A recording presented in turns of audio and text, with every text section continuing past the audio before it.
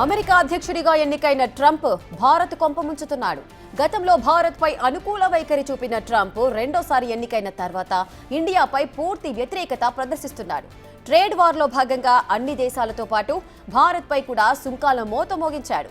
అయితే కొన్ని చర్చల తర్వాత సుంకాల పెంపు ప్రకటనను 90 రోజుల పాటు నిలిపివేశాడు. అయితే తాజాగా అమెరికా వస్తువులపై భారత్ విధిస్తున్న సుంకాలపై బాంబు పేల్చాడు. అమెరికా వస్తువులపై జీరో ట్యాక్స్ విధించేందుకు భారత్తో ఒప్పందం జరిగినట్లు ట్రంప్ సంచలన ప్రకటన చేశారు.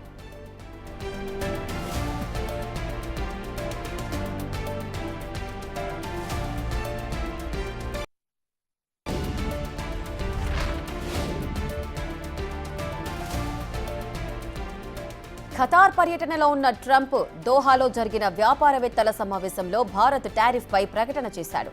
అమెరికా నుంచి దిగుమతి చేసుకుంటున్న వస్తువులపై భారత్లో కీలక ఒప్పందంపై చర్చ జరుగుతోందన్నారు. అమెరికా వస్తువులపై భారత్ ఎలాంటి ట్యాక్స్ విధించబోమన్న సంకేతాలిచ్చిందని సంచలన ప్రకటన చేశారు ట్రంప్.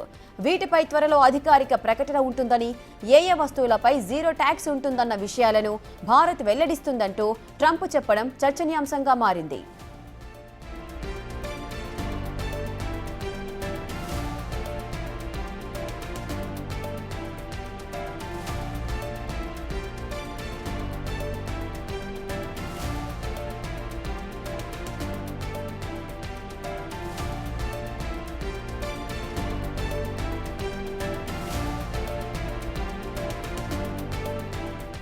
రైట్, ఇక పూర్తి డీటెయిల్స్ మనతో పాటు గెస్ట్ రెడీగా ఉన్నారు. Doctor Kishore Nuthalapati, Beckham infra project CFO, వారితో మాట్లాడదాం. సో దీనికి సంబంధించిన విషయాలు తనతో డిస్కస్ చేయొచ్చు.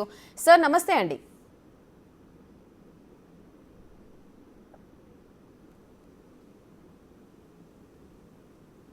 కిషోర్ గారు నమస్తే అండి ప్లీజ్. వినిపిస్తుందా అండి? వినిపిస్తుందండి. ఓకే సార్, ఇటు భారత్ జీరో టారిఫ్ అమలు చేయబోతుందంటూ అమెరికా అధ్యక్షుడు ఏకపక్షంగా చెప్పడాన్ని ఎలా చూడాలి?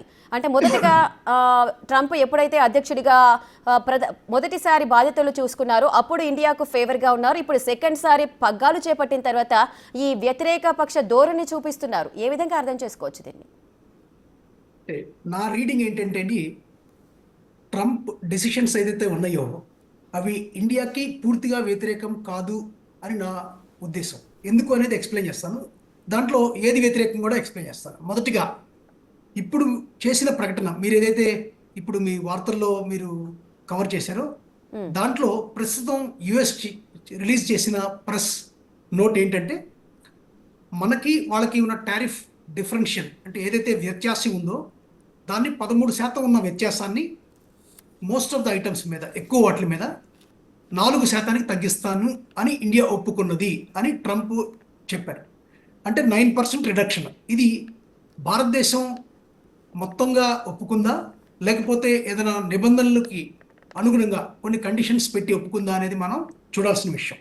ఓకే, మొదటిగా. రెండవది, ఒకవేళ మనం ఒప్పుకున్నామే అనుకున్నా కూడా దీంట్లో 2 భాగాలు ఉన్నాయి. ఒకటి, ఒక 60 ఐటమ్స్, ఒక 60 ఐటమ్స్ మీద టారిఫ్ లైన్స్ జీరో చేస్తామని మనం చెప్పినట్టుగా ప్రకటనలో ఉంది. అది చెప్పి ఉండొచ్చు, ఎందుకంటే మన ప్రభుత్వం ఆల్రెడీ కొన్నిటి మీద టారిఫ్ లైన్స్ తగ్గించింది. మిగతావి కూడా వేట్ల మీద తగ్గించాలో అనేది లిస్టు తయారు చేస్తూ ఉన్నారు. తరువాత కొన్ని క్రిటికల్ ఐటమ్స్ మీద కొంచెమే తగ్గించి ఏదైతే లీనియంట్ ఐటమ్స్ ఉన్నాయో, ఫర్ ఎగ్జాంపుల్ మొన్న హార్లీ డేవిడ్సన్ మోటార్ బైక్స్ మీద టారిఫ్స్ మనం ఆల్మోస్ట్ ఒక 15-18% తగ్గించాం. అటువంటి వాటి మీద తగ్గించి క్రిటికల్ ఐటమ్స్ అయినా ఫార్మా కానివ్వండి, లేదంటే ఎలక్ట్రానిక్స్ ఐటమ్స్ ఇంపోర్ట్స్ కానివ్వండి, వీటి మీద మనకి ఎక్కువగా తగ్గించకపోతే ఇండియాకి లాభదాయకమే, లేదు కనీసం మనకి నష్టం లేదని చెప్పుకోవచ్చు. కానీ క్రిటికల్ ఐటమ్స్ మీద కూడా తగ్గించేసేసి అలా చేస్తే మనకు చాలా నష్టం ఉంటుందని చెప్పుకోవాలి. సో ఏ ఐటమ్స్ మీద తగ్గించారు అనేది మనం ఒక బిగ్ లిస్ట్ చూస్తే కానీ మనం చెప్పుకోలేము. అది పక్కన పెడితే, రెండవది, ఈ టారిఫ్స్ ఇంపోజిషన్ అనేది యుఎస్ నుంచి మన మీద కానివ్వండి, వాళ్ళు ప్రకటించిన 60 దేశాల మీద కానివ్వండి, ఇది యుఎస్కి వెరీ షార్ట్ టు షార్ట్ టర్మ్లో వాళ్ళకి లాస్, అంటే బెనిఫిషియల్ కాదు వాళ్ళకు కూడా. కానీ మీడియం టు లాంగ్ టర్మ్లో వాళ్ళకి బెనిఫిషియలే, మిగతా కంట్రీస్ కూడా బెనిఫిషియలే. ఎలా అని మీరు అనొచ్చు. ఎప్పుడైతే ఈ టారిఫ్స్ ఎక్కువ ఉండి మనం ఎక్స్పోర్ట్ చేయలేకపోతామో, మనం ఇంపోర్ట్ చేసుకోలేకపోతామో వాళ్ళ ఐటమ్స్, ఈ 2 జరగకపోతాయో, అప్పుడు మన కంట్రీ పర్టికులర్గా సెల్ఫ్ సఫిషియన్సీ అనే ప్రిన్సిపల్ మీద ఎక్కువ వర్క్ చేసి ఆల్మోస్ట్ ఆల్ ఐటమ్స్ మనకు కావాల్సినవి మనం ఇంటర్నల్గా మ్యానుఫ్యాక్చర్ చేసుకోవడానికి ప్రయత్నిస్తాం. ఇప్పటికి కూడా ఆ మెజర్ స్టార్ట్ అయింది. అయితే అది ఎంత పూర్తిగా ఉంది, అది పేరుకే అట్లా చెప్తున్న ప్రభుత్వం, నిజంగా గవర్నమెంట్ సపోర్ట్ ఉందా అనేది మనం చూడాలి. కానీ అది కనుక నిజంగా జరిగితే ప్రతి కంట్రీ కూడా సెల్ఫ్ సఫిషియన్సీ రూట్లో ప్రయాణించి సెల్ఫ్ సఫిషియన్సీ అచీవ్ చేస్తే ఇప్పుడున్న యుఎస్కి, ఇప్పుడు యుఎస్కి ఉన్న డామినెన్స్ ఏదైతే హెజిమనీ అంటామో డామినెన్స్ తగ్గుతుంది. తరువాత వాళ్ళ కరెన్సీ ఏదైతే US dollar international currency, reserve currency, ప్రపంచవ్యాప్తమైన కరెన్సీ అనే పేరు ఏదైతే పెంపొందించుకొని అది ఒక ఆ, పెద్ద అన్నలాగా ప్రవర్తిస్తుందో వాళ్ళ స్థానం కూడా కదిలిపోతుంది. ఇంటర్నేషనల్ కరెన్సీగా ఉన్న రూపీకి వాల్యూ తగ్గిపోతుంది. అప్పుడు బైలాటరల్ ట్రేడ్ మెనీ కంట్రీస్ ద్వైపాక్షిక ఒప్పందాలు చేసుకొని యుఎస్ మీద, యుఎస్ డాలర్ మీద ఆధారపడటాన్ని తగ్గించేస్తారు. సో దీర్ఘకాలంలో ఇది తప్పనిసరిగా భారతదేశానికి మంచిదే. కానీ మనం స్వల్పకాలంలో చూసుకోవాల్సింది ఏంటంటే ఈ వేటి మీద సుంకాలు తగ్గిస్తున్నారు, వేటి మీద పెంచుతున్నారు, అది మనం చూసుకోవాలి. ఓకే. సో సరే, అదేవిధంగా ఈ టారిఫ్ విషయంలో భారత్ అయితే ఇప్పటి వరకు ఎలాంటి ప్రకటన చేయలేదు. కానీ అమెరికా అధ్యక్షుడు ఈ విధంగా ఏకపక్షంగా నిర్ణయించడాన్ని భారత్ని కార్నర్ చేస్తోంది అనుకోవచ్చా? దీంట్లో ఒక విషయం ఉంది మేడం, మీరు చాలా మంచి పాయింట్ వాడారు. లాస్ట్ టైం కూడా, అంటే మొదటిసారి కూడా ఏప్రిల్ 2వ తారీఖు ఎప్పుడైతే ఈ టారిఫ్స్ అనౌన్స్ చేశారో, ఏప్రిల్ 2 తర్వాత మనకి అంతర్గతంగానండి లేదంటే ఒక అఫీషియల్గా అండి ఏ ప్రకటన లేకుండా మన గవర్నమెంట్, మన భారత ప్రభుత్వం తనంతగా తాను చాలా ఐటమ్స్ మీద టారిఫ్స్ని తగ్గించేసేస్తుంది. మరి అది ఎక్కడ చర్చించారు, ఎవరిని అడిగారు, వాటిలో మంచి చెడు చూసారా లేదా మనకు తెలియదు. కానీ చాలా టారిఫ్స్ తగ్గించేసింది. అంటే మనం కూడా ఒక సంకేతం ఇస్తున్నాం. ఏమని? అమెరికాతోటి మేము మీతో ఫైటింగ్ చేసే ఉద్దేశం లేము, మేము మీతో సమన్వయంతోనే ఉన్నాము, మమ్మల్ని మీరు చూసుకోండి అనే ఒక సంకేతం ఇచ్చాం. అలాగే నా రీడింగ్ ఏంటంటే, maybe I'm wrong, but my reading is very clearly US is also pally with India. అంటే ఇండియాని తన స్నేహితుడిగానే చూస్తుంది.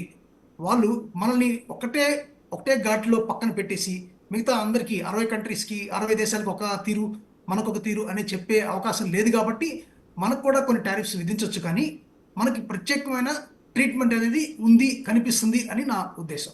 మనకి కెనడాకి, యూకేకి ఇచ్చినంత ప్రత్యేకమైన ట్రీట్మెంట్ ఇవ్వకపోవచ్చు. ఎందుకంటే ఆ 2 దేశాలకి చాలా ఎక్కువ బెనిఫిట్స్ ఇస్తూ ఉంది యుఎస్. అది కూడా దాని మీద ఆధారపడింది. కానీ ఇండియాకి తర్వాత శ్రేణిలో తప్పనిసరిగా ఇండియాకి ఎక్కువ ప్రయారిటీ ఇస్తుందని నేను అనుకుంటున్నానండి.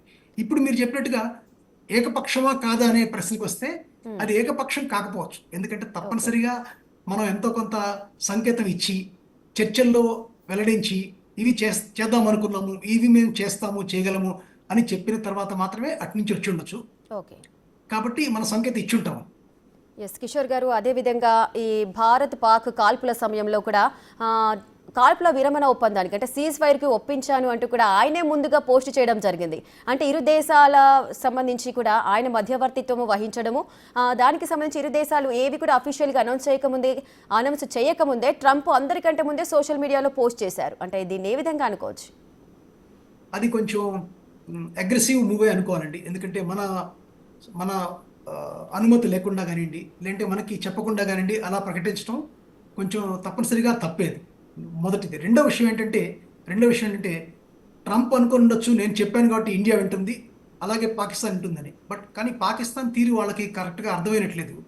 మనం ఒక విషయం గుర్తుపెట్టుకోవచ్చు, మనం గత కార్గిల్ వార్ సమయంలో పాకిస్తాన్కి యుఎస్ సపోర్ట్ చేసింది, డైరెక్ట్గా ఇండైరెక్ట్గా కూడా. అప్పుడు ఇండియాకి సపోర్ట్ చేయలేదు. లక్కీగా మనం స్ట్రాంగ్గా ఉన్నాము.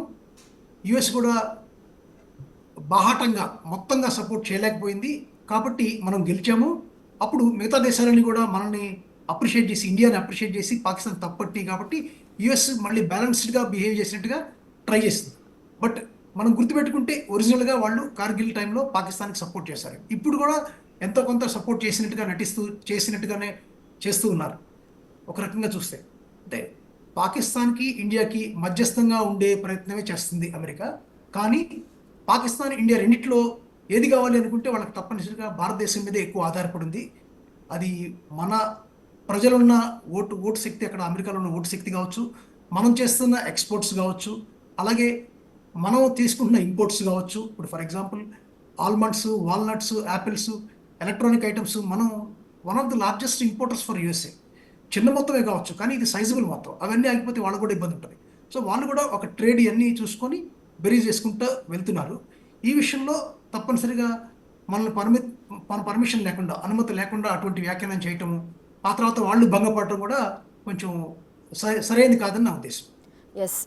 సో కిషోర్ గారు, అదేవిధంగా ఈ సీజ్ ఫైర్ సంబంధం, ఈ సీజ్ ఫైర్ ఎప్పుడైతే ఒప్పించారో సో దానికి సంబంధించి కూడా అప్పుడు ట్రేడ్కి సంబంధించిన చర్చ కూడా జరిగింది అంటూ ట్రంప్ పోస్ట్ చేసినట్టుగా కొన్ని సోషల్ మీడియాలో కూడా వార్తలు వచ్చాయి.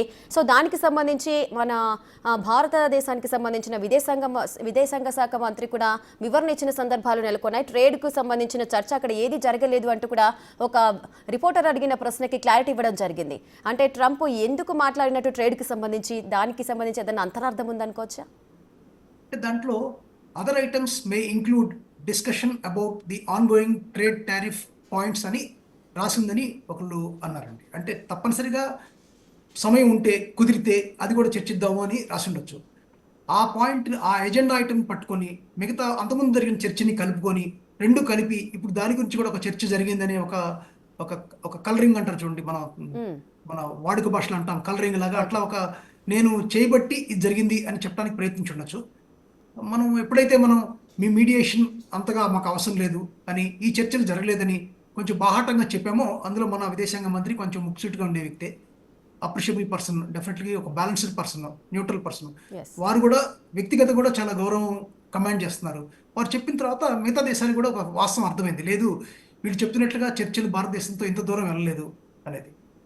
ఓకే కిషోర్ గారు, అదేవిధంగా ఇండియాలో ఐఫోన్ల తయారీని విస్తరించొద్దు టిమ్ కుక్తో ట్రంప్ మాట్లాడినట్టు కూడా యాపిల్ సంస్థ చెబుతోంది. మరి భారత్ విషయంలో ట్రంప్ ఆలోచనలు మారుతున్నాయి అనుకోవచ్చా? ఈ విషయంలో తప్పనిసరిగా మనకి చెడు చేసినట్లేనండి. ఎందుకంటే ప్రస్తుతం భారతదేశంలో వియత్నాం తర్వాత మనం చాలా బలంగా ఉన్నాము ఈ ఎలక్ట్రానిక్ సెషన్లో, వెరీ పర్టికులర్లీ ఐఫోన్ వీటిలో మనం ఇక్కడ చాలా ఫ్యాక్టరీస్ ఎస్టాబ్లిష్ అయినాయి, ఎంతోమంది ఉపాధి పొందుతున్నారు. మనం ఒక రకంగా భారతదేశం ఐఫోన్ తయారు చేసే ఫ్యాక్టరీ అనే విధంగా పేరు పొందాం కూడా. ఇప్పుడు ఈ ఆంక్షలు విధించటము, ఇక్కడ తదుపరి డెవలప్మెంట్ ఎక్స్పాన్షన్ చేయొద్దంటము మనకు డెఫినెట్గా చాలా నెగిటివ్ ఇంపాక్ట్ ఉంటుందని నేను అనుకుంటున్నాను. అదేవిధంగా అమెరికా అధ్యక్షుడు వైఖరి వల్ల భారత్కు వాణిజ్యపరంగా నష్టం జరిగే అవకాశం ఉందంటారా? నేను ఇందా చెప్పాను కదండి, స్వల్పకాలంలో మనకు కొంత నష్టం జరుగుతుంది. దీర్ఘకాలంలో మనకు కూడా మంచిదే, వారికి కూడా మంచిదే. వారికి కూడా ఎట్లా మంచిదంటే, ఎప్పుడైతే వాళ్ళు ఇవన్నీ ఇంపోర్ట్స్ మీద సుంకాలు పెంచారో వాళ్ళ దేశంలో, అలాగే వాళ్ళ ఎక్స్పోర్ట్స్ మనం కౌంటర్ టారిఫ్స్ వేసామో, వాళ్ళ నుంచి మనకు వచ్చే ఇంపోర్ట్స్ తగ్గిపోతాయి. అలాగే మన నుంచి వెళ్ళే ఇంపోర్ట్స్ వాళ్ళకి తగ్గుతాయి. మన నుంచి వెళ్ళే ఇంపోర్ట్స్ వాళ్ళకి ఎప్పుడైతే తగ్గుతాయో, అది భారతదేశం కావచ్చు, మిగతా 60 దేశాలు కావచ్చు, వాళ్ళ ఇండిజినస్ ప్రొడక్షన్ అంటే డొమెస్టిక్ ప్రొడక్షన్ కేపబిలిటీస్ పెరుగుతాయి. వాళ్ళకి ఇప్పుడు $37 ట్రిలియన్ అప్పు ఉంది. అది తీరాలంటే కనీసం ఒక 20-30 సంవత్సరాలు పడుతుంది, ఒక 50 సంవత్సరాలు పడుతుంది. ఆ అప్పు తీరుస్తుంది మనమేనండి. దీంట్లో ఒక చాలా సూక్ష్మమైన పాయింట్ ఏంటంటే, వాళ్ళు మన దగ్గర నుంచి దిగుమతులు చేసుకొని మనకి డాలర్స్ ఇస్తున్నారు. ఆ డాలర్స్ మనం పెట్టుకొని మళ్ళీ వాళ్ళ వస్తువులే కొనుక్కుంటున్నాము.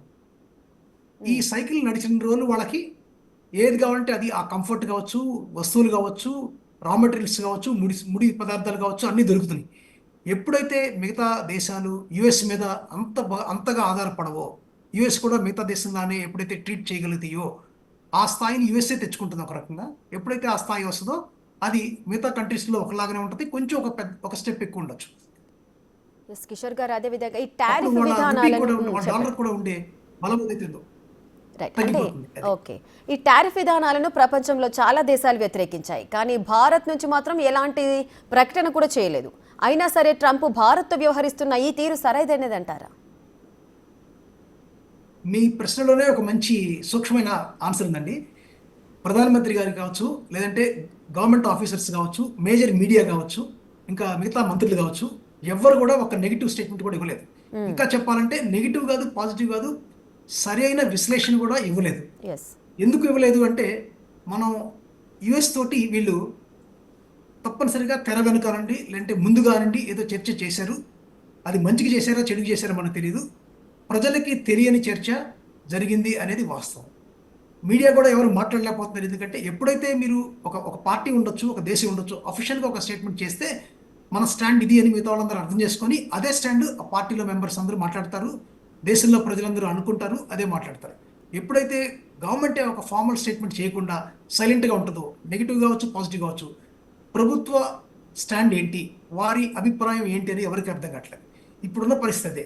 ఇది చాలా నెగిటివ్ పాయింట్. ఎందుకంటే మనకి ప్రజలకి ఇది మంచిది, ఇది మంచిది కాదు, మనం వీటి మీద సుంకాలు ఎందుకు తగ్గించాము, ఎందుకు తగ్గించాల్సి వచ్చింది, మనకి గివ్ అండ్ టేక్లో మన బెనిఫిట్ ఏంటి అని చెప్పకపోతే ప్రజలందరూ కూడా అంధకారంలో ఉంటారు. ఇప్పుడున్న పరిస్థితి అదేనండి. టారిఫ్స్ గురించి మీరు మొదటిగా మాట్లాడుతున్నారు, ప్రధానమంత్రి కానివ్వండి, మిగతా వాళ్ళు కానివ్వండి, ఎవరు ఎందుకు మాట్లాడట్లేదు అనే ప్రశ్న మొదటిగా బిగ్ టీవీ వాళ్ళు మీరు సంచలనమైన ప్రశ్న మీరు అడిగారు. మిగతా వాళ్ళు ఎవరు అడిగే సాహసం కూడా చేయట్లేదు. చాలా సైలెంట్గా చిన్న చిన్న అనాలిసిస్ చేసేసి అది ఒక్కొక్క ఐటమ్ వైజ్ అనాలిసిస్ చేసి మాట్లాడుతున్నారు, ముగిస్తున్నారు. కానీ ఈ ప్రశ్న ఎందుకు మనకి చెప్పలేదు, ఎందుకు బహిర్గతపరచలేదు అనే ప్రశ్న ఎవరు అడగలేకపోతున్నారు.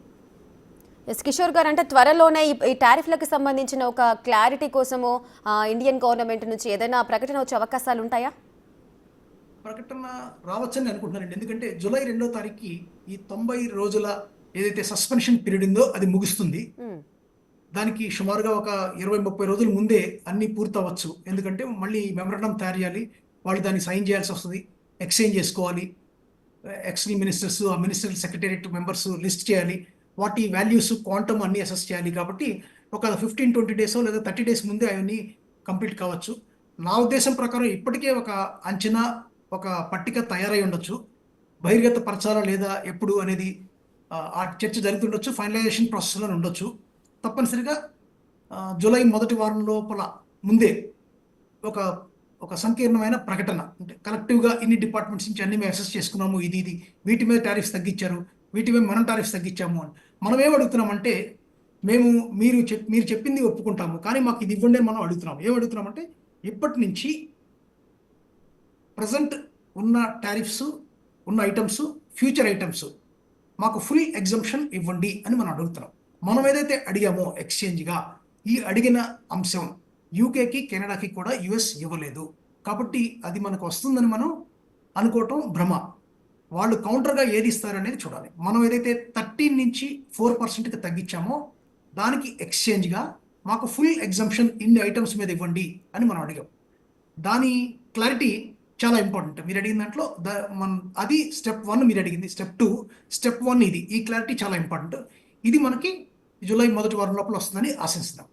ఓకే అండి, అదేవిధంగా ఇప్పుడు అల్యూమినియం వంటి లోహాల విషయంలో కూడా అమెరికా సుంకాలు విధించింది. సో ఈ సుంకాలపై WTOకి భారత్ ఫిర్యాదు చేసింది. సో ఈ ఫిర్యాదు చేయడం వల్లే ట్రంప్ ఇలా చేస్తున్నాడని మనం భావించవచ్చా?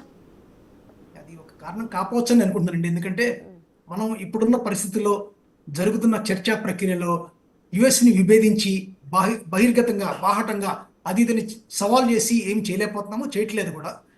మనం అంతర్గతంగా మనకేమి యుఎస్ మీడియేషన్ అక్కర్లేదు. మన ట్రంప్ ఇట్లా మాట్లాడారు, ఇది తప్పు, మాకు మమ్మల్ని మీరు మీడియేట్ చేయలేదు, మీ మీడియేషన్ అవసరం లేదు అని చెప్పట్లేదు. మనం ఏమంటున్నాం, మాకు ఎవరి మధ్యత్వం అక్కర్లేదు, ఎవరో చేయలేదు మధ్యత్వం, ఎవరు చేశారో తెలుసు అందరికీ. మనం కనీసం పేరు చెప్పి మీ మధ్యత్వం మాకు అక్కర్లేదు అని చెప్పే సాహసం చేయలేకపోతాం. ట్రంప్ మధ్యత్వం కావచ్చు, యుఎస్ మధ్యత్వం కావచ్చు, ఇవి మాకు అక్కర్లేదు, ఎవరి మధ్యవర్తం అక్కర్లేదు అంటున్నాం. ఎవరో చేశారో అందరికీ తెలుసు, ఒకళ్ళే చేశారు, అది చెప్పలేకపోతున్నాం. మనం ఉన్న పరిస్థితి అది ప్రస్తుతానికి. అది మనకి బలహీనత, స్నేహంతో ఉన్న స్ట్రెంగ్త్ అనేది మనకు తెలియదు. బట్ అదైతే situation. Right, thank you Kishore గారు, థ్యాంక్స్ ఫర్ యువర్